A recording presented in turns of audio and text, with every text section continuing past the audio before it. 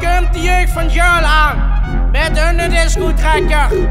De fanfare loopt ook erachter. Helaas kunnen ze niet horen door hun boem-boem muziek.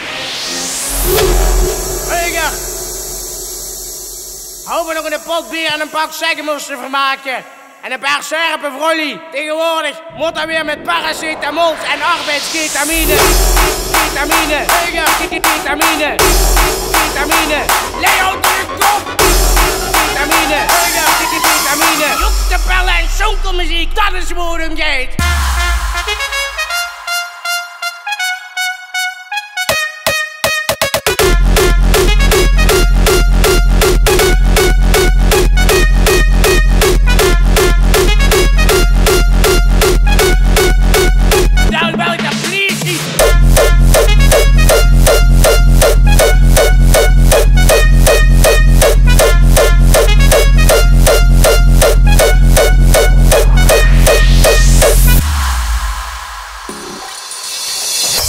Gisteren naar mij toe, daar lag weer zo'n jong bij hun in de tuin.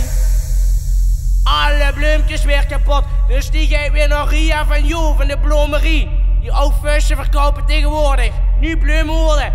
En wat denken ze? Ligt daar godverdomme weer zijn kutjong in. En Marie van ons, die durft zijn zin niet meer over straat als die met die discokarren komen. Marie gaat terug naar binnen of ik riet tegen warra.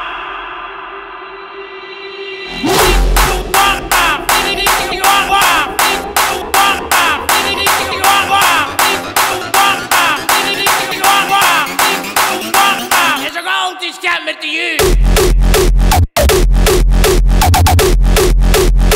Jeugd maakt alles kapot.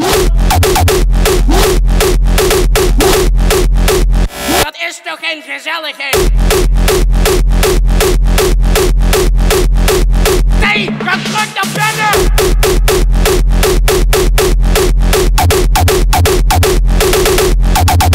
Zonkelmuziek en joekskapellen. Dat is pas vastenavond. Dat is gewoon een drijf. Niet jeugd met een discokarren en een paar disco's. Wie houdt in de kopjes staan een interview te geven? En is er scherpe wieven.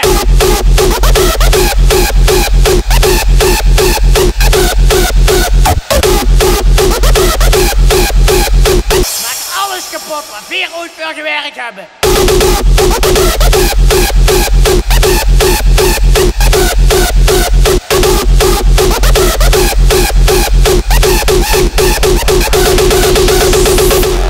Jongens, zit ik wel kijken hoe vies en vuile gore ene kweker.